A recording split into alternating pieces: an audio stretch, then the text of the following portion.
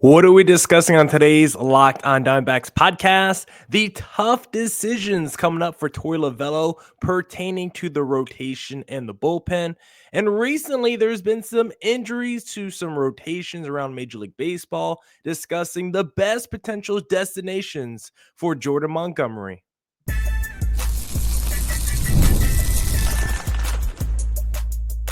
You are Locked on Diamondbacks, your daily Arizona Diamondbacks podcast, part of the Locked on Podcast Network, your team every day. Welcome into the Locked on Diamondbacks podcast, part of the Locked on Podcast Network, your team every day. You're listening to who? The always charismatic host of this podcast, Millard Thomas, multimedia journalist, and graphic designer. So please go check out my website, MillardThomas24.myportfolio.com. I'm there to see all my latest work, from my packages to my articles to my photos and my graphic design.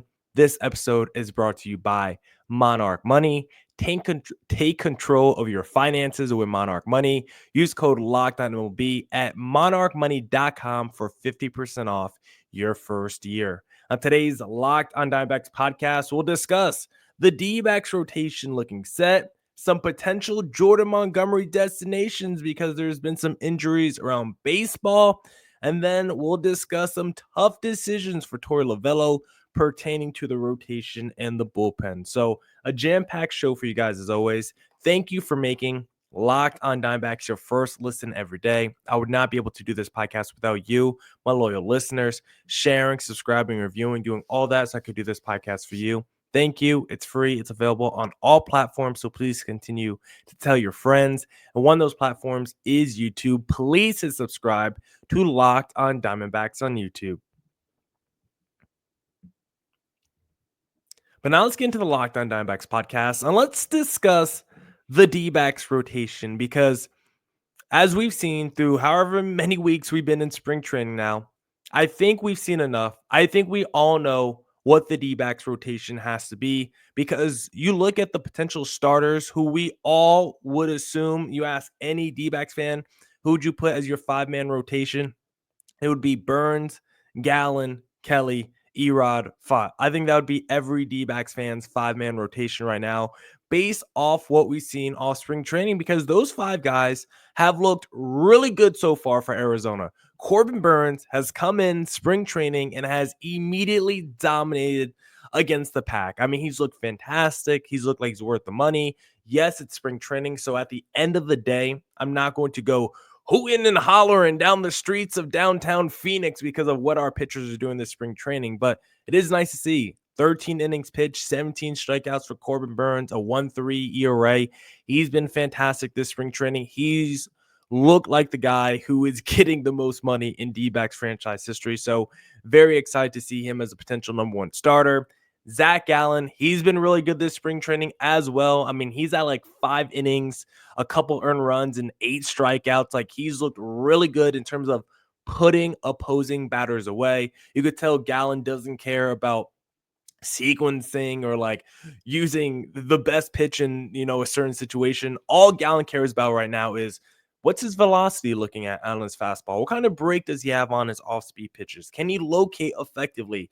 What kind of stuff is working when he's trying to put away a batter right now? Like, this is the time where Gallen experiments, has fun, and he still looked really good so far this spring training. So if you were at all nervous about any start you've seen from Zach Gallen, just remember he's one of those guys that like to experiment a little bit more in spring training as opposed to using it like a full ramp up practice. Let me do everything I would normally do.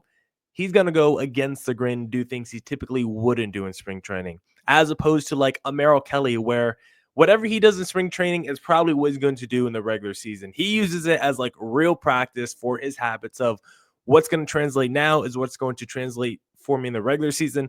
Gallen's like, I might just test new things. I might pitch this whole inning with my left hand. Like, Zach Gallen is a little bit more crazy.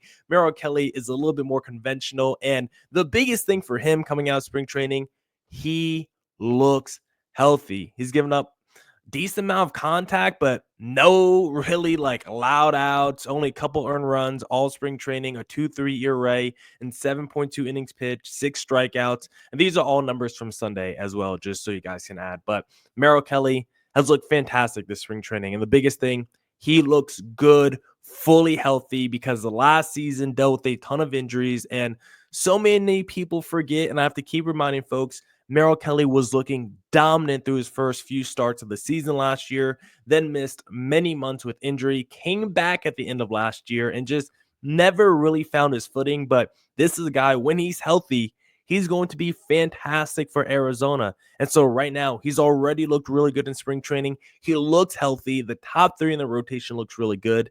And the same for the next guy, Erod. It was one thing for him to look good in spring training, but maybe the biggest thing we wanted for him, come out of spring training healthy. We want to see the velo up. We want to see you just like not have to muscle pitches to the plate. Like, just look comfortable on the mound, look confident on the mound. The results may be one thing, but we at least want you feeling like yourself, Erod. And he's felt more. He's been better than feel like himself, because Erod has legitimately been dominant so far in spring training. 5.2 innings pitched, 7 strikeouts, no earned runs. He's looked fantastic. And right now, I mean, there's so many different pitchers on the D-backs team that you can make an argument for his X factor. Merrill Kelly, always underappreciated, going to be around 200 innings pitch, a low 3 ERA guy, decent strikeout numbers. Like, he's always going to be an underrated X factor.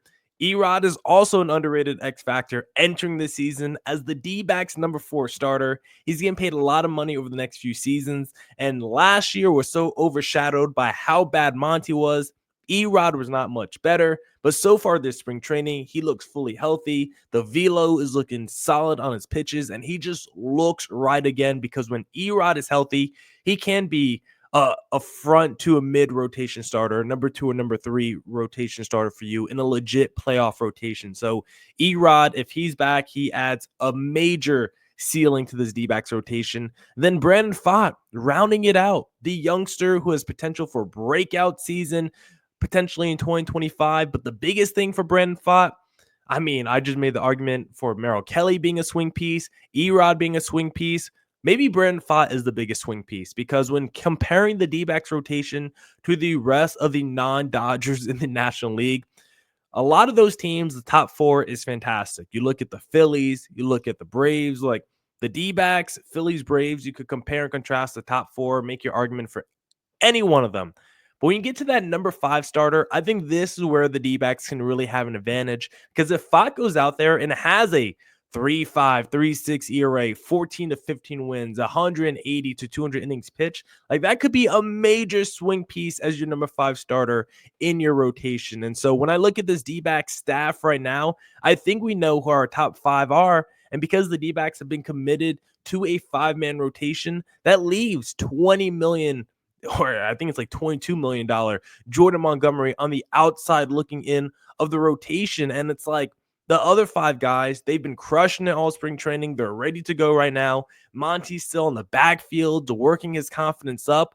Like, I think this rotation minus Monty can be the second best in the National League, right behind the Dodgers. When you look at the ceiling of the starters and the pitching depth, why can't it be? That's why in segment number 2, we'll discuss the best Jordan Montgomery destinations to trade him coming up.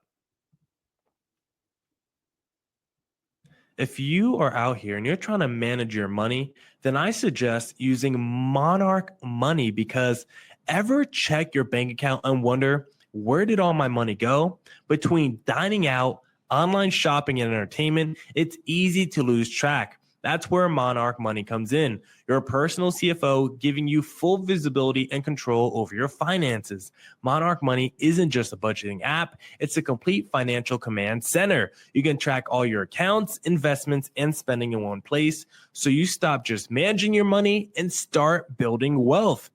When I started using Monarch, I realized just how much I was spending on food delivery. Now I budget smarter and save more. Take control of your finances with Monarch Money. Use code LOCKEDONMLB at monarchmoney.com for 50% off your first year. That's monarchmoney.com, code LOCKEDONMLB for half off your first year. That's monarchmoney.com. All right, let's get back into the Locked on Diamondbacks podcast, because we just discussed how we all feel. Maybe we all don't feel this way, but I at least feel this way. D-backs rotation: Burns, Gallen, Kelly, Erod, Fott. That is the fantastic five. That is who the D-backs, rotation should be entering the regular season. I think we all agree with that. Ryan Nelson, I want you in the rotation. We just don't have a spot for you right now. Jordan Montgomery, you're getting a lot of money from the D-backs, and unfortunately, we don't have a spot for you either. But there has been some teams around Major League Baseball that have dealt with some injuries to their rotation. And so let's discuss some potential trade partners for Jordan Montgomery as we're getting close to the regular season. It's only a couple weeks away. I think technically let me pull up the calendar.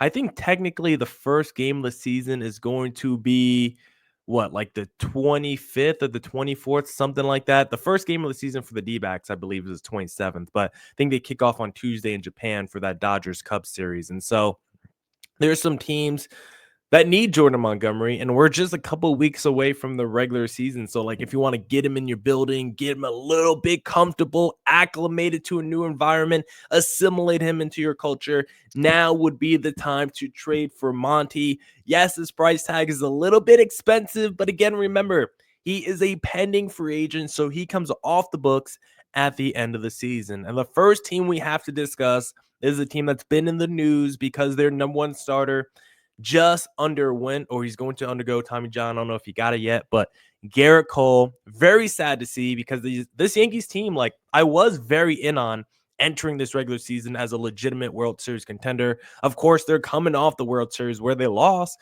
but I kind of like their offseason. Yes, they lost Juan Soto, but Cody, Goldie, Devin Williams, I kind of think they really salvaged the offseason after letting someone like Juan Soto walk to their New York rival. And so they look pretty prime. They even brought in Max Fried, so their rotation was loaded. But now with their number one starter, Garrett Cole, going down, the rotation took kind of a big hit. And all of a sudden, it doesn't look as strong because, yes, it's still going to be good with Fried at the top, and then you hope Rodon can keep it going from his San Francisco days. Had a little bit of a bounce back last year. But Marcus Stroman is your number 3. I don't know. Clark Schmidt's very questionable. Why not trade for the guy and send him back to where it all started? Jordan Montgomery was a 4th-round pick by the Yankees. Spent his first few seasons in New York, and he was very good in New York. And New York is one of those places where we always talk about big media, big market, a lot of pressure, right? Well, you've already seen Monty perform in New York. Yes, he struggled this last year in Arizona, but maybe putting him back in an environment that he's comfortable, familiar with, could bring out the best of him again. And so if you're the New York Yankees, why not put a dart throw on a pending free agent? You have World Series aspirations. You think this is your window right now. Add Monty to be your number 4, number 5 starter. You have question marks with the Will Warrens, the Clark Schmidts, the Marcus Stromans. Jordan Montgomery can definitely be as good as any one of those pitchers. So I would trade for him if I'm Brian Cashman of the New York Yankees, and you have those question marks after Garrett Cole going down in your rotation. Next up is another team with a starter going down this week. We're talking about the team that beat us in the World Series a couple years ago, the Texas Rangers, because they had one of their starters in John Gray have a comebacker in spring training. Really unfortunate. Fractured his wrist. It seems like he's going to be out for a few months potentially. I don't know exactly how long, but it doesn't seem like he's going to be there for the first couple months of the season. And when looking at this Rangers rotation, we all love the lineup, but the rotation sneakily very volatile, a lot of variance, and you could talk me into this rotation being one of the worst in the American League next year because I like Evaldi, but then you got Tyler Motley, and he hasn't really been good in a couple of years. Jack Leiter, Kumar Rocker, 2 young guys we like, but you can't exactly bank on them being studs next season. And then Jacob deGrom, a guy who's barely pitched the last few seasons, been a bust of a contract for the Rangers because of injuries. It just not a lot. I just feel like the upside isn't very high, and I feel like the floor is super low for the Rangers. And so it's why not trade for Jordan Montgomery? John Gray's gone down. The D-backs wouldn't mind taking John Gray back. He makes less than Jordan Montgomery. We'll take your injured pitcher back and maybe utilize him toward the end of the season. But if anything, take back the pitcher that was your best starter in a rotation that won the World Series just a couple years ago. You might need him for the vibes, get Evaldi, Monty back together, and then you could figure out the Motley, Leiter, Rocker, DeGrom situation after that. But Monty, I think, deserves to at least compete with those young guys and the Motleys and DeGroms. Like, I don't know if those guys are any better than Monty right now. So if I'm the Texas Rangers and my rotation is looking kind of thin, yeah, I would definitely trade for Jordan Montgomery.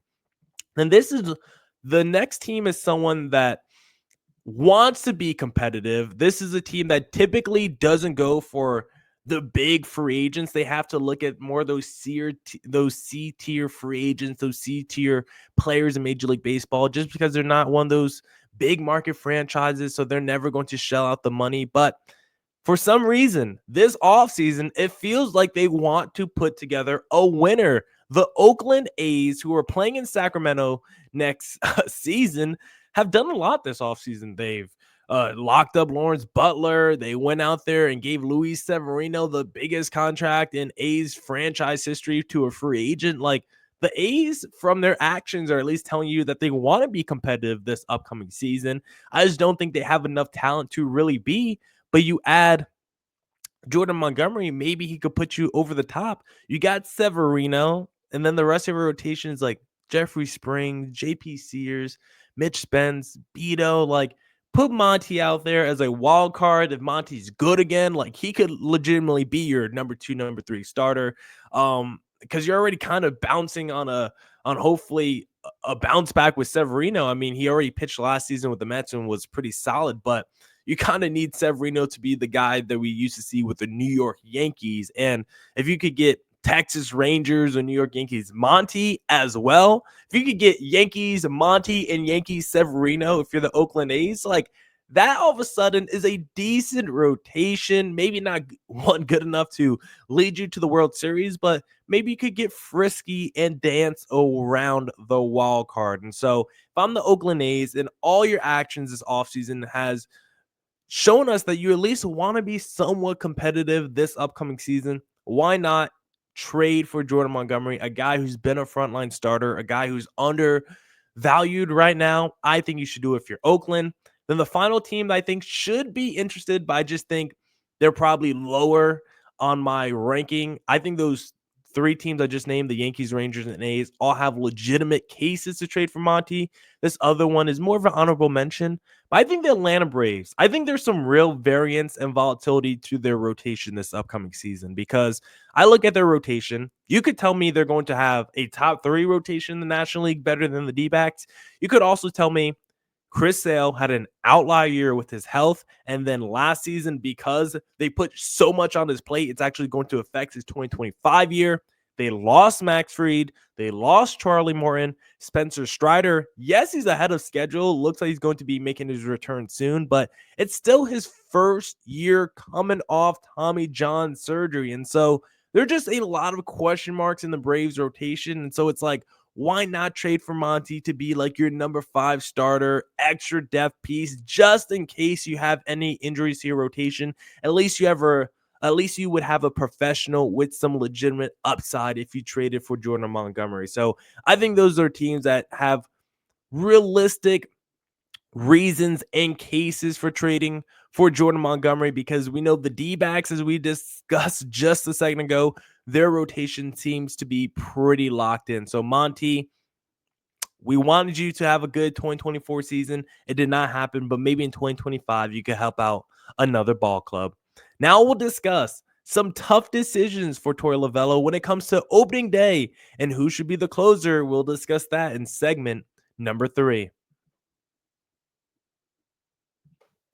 Looking for a snack that's both delicious and nutritious? Crack into a good source of protein with Wonderful Pistachios.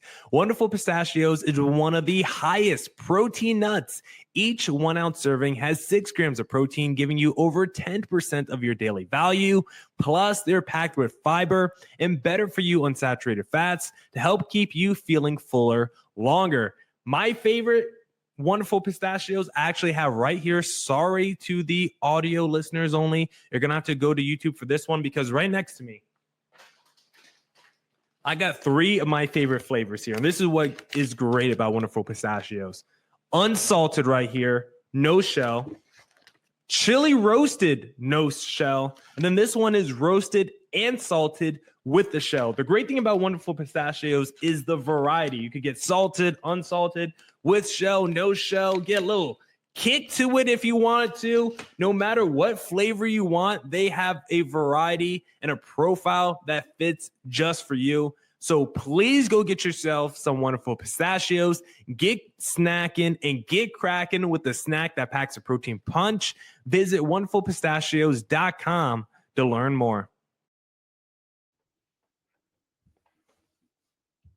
Back here on the Locked on Diamondbacks podcast, and now let's discuss some tough decisions for Torey Lovullo, because apparently Major League Baseball has been on Lovullo's back when it comes to naming an opening day starter. And you can't really blame Major League Baseball, because all we do as fans and media is complain about MLB doesn't market their sport good enough, and they're not connecting with fans and all this and all that. Well, one thing that would help MLB market opening day in their sport is knowing who's going to be pitching and playing for the D-backs and starting that day, right? It's hard to do one of those hype promotional videos. Like if you're in in the Cubs videography room, or if you're in the MLB videography room and you're like, let's make a hype video for this Cubs D-backs game, you're going to be like, do I use Zach Gallen footage? Do I use Corbin Burns footage? Like, they're probably having to make 2 videos right now because of Torey Lovullo. And Lovullo doesn't care, of course. He's like, I'm doing the best thing for my team, which I respect. But he's starting to get that pressure, and it's starting to get about that time for Lovullo to make a decision of who he wants to be the D-backs opening day starter. And the D-backs, of course, have 2 great options in both Corbin Burns and Zach Gallen. And when I think about which direction we should lean in, I think it comes down to 2 things. It comes down to, well, I guess maybe 3 things. It comes down to talent and money versus respect. Because I believe if you give to Corbin Burns in a vacuum, you believe he's more talented than Zach Gallen. Like, I think you ask Major League Baseball fans, you ask scouts, personnel, like most people, I don't think every person, but I think the consensus would say in a vacuum, Corbin Burns is a more talented pitcher than Zach Gallen. I mean, you look at his career, he's definitely more decorated than Zach Gallen. Gallen's been flirting with a Cy Young, but Corbin Burns actually has a Cy Young. He's been a guy that's been like sub 3 ERA for like 5 seasons now collectively. Outside of 2019, like he's a pretty dominant elite pitcher. Strikeout rate's incredible. Workhorse, like all the numbers for Corbin Burns are elite. Like there's not really a big flaw in his game outside of the fact that maybe his K rate has started to decline the last couple of years. But when all your other numbers are still elite, you're not going to be too concerned. And it's not like he's too old either. And so Corbin Burns right now is probably a more talented, better at execution pitcher than Zach Gallen. Even though Zach Gallen's still elite, we would probably all agree that Corbin Burns is better right now. And so if you win Burns over Gallen, I think you would be admitting Burns is probably the better pitcher than Zach Gallen. And also, we can't deny the fact that Corbin Burns is getting the most money in franchise history. Like, if you want your money's worth from Corbin Burns, paying him this exorbitant contract, then why not put him out there opening day? Like, it would make a lot of sense. Now, if you went with Zach Gallen, I also wouldn't be mad at that either. Gallen, yes, might not be as good. I almost said that like Glorilla.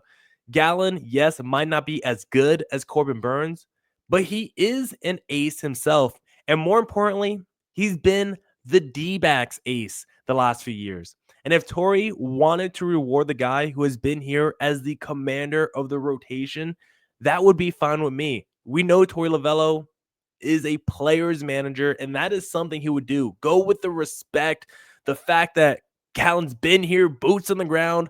He's been here through that 100-loss season. He's been here through the World Series. Like, if Torey Lovullo wants to give the respect to Zach Gallen opening day, I don't think that I wouldn't have a problem with that either. D-backs don't have a bad option, but personally, I would go with Corbin Burns because I think the rotation just looks a little bit more natural with Burns as your number 1 starter, and then I think everyone else just falls in line a little bit better. And of course, you did give all the money in the world to Corbin Burnes. So I immediately want to see him. If we're going to give this guy the most money in franchise history, I better see you start opening day. Like, you can't get that contract and then not start opening day. So I do want to see Burnes out there opening day, even though I would not be upset at all if it goes to Zach Gallen. And then the other thing that Torey Lovullo needs to make a decision on soon is the closer. And it's not really for the marketing of Major League Baseball, but for the mindset of the bullpen. Because Ryan Thompson has talked recently about how important it is for everyone to have defined roles. He said in 2023, knowing he was the seventh inning guy gave him a real focus. It was almost like he was the closer for the seventh inning because he felt like if he put up zeros in the seventh, the game was going to be over once it got to Ginkel and Sewald in the eighth and ninth. I think for this bullpen, having defined roles, knowing J Mart's the closer, Puck is the eighth inning, Ginkel's the seventh guy, and then you have different dudes for different situations. I think everyone showing up to the ballpark, knowing what their job is, defining what their role is going to be for the whole season is very important. And so I agree wholeheartedly with Ryan Thompson. It would be very nice to know who the D-backs closer is so everyone else can kind of just fall into place, work on what they're going to be for the regular season for the rest of spring training. I think it would be perfect. And so Torey Lovullo, I know you got a lot on your plate. I know you're all about competition, but please soon announce who is going to be starting opening day for the Arizona Diamondbacks and who is going to be the closer for this regular season. Now that's it for this edition of the Locked on Diamondbacks podcast. Come back tomorrow for more Diamondbacks news, coverage, and insight. Let me say that again because apparently some people don't know what I'm saying at the end of the podcast. Thank you for tuning in to the Locked on Diamondbacks podcast. Come back tomorrow for more Diamondbacks news, coverage, and insight. And as always, stay safe, stay healthy. Doses.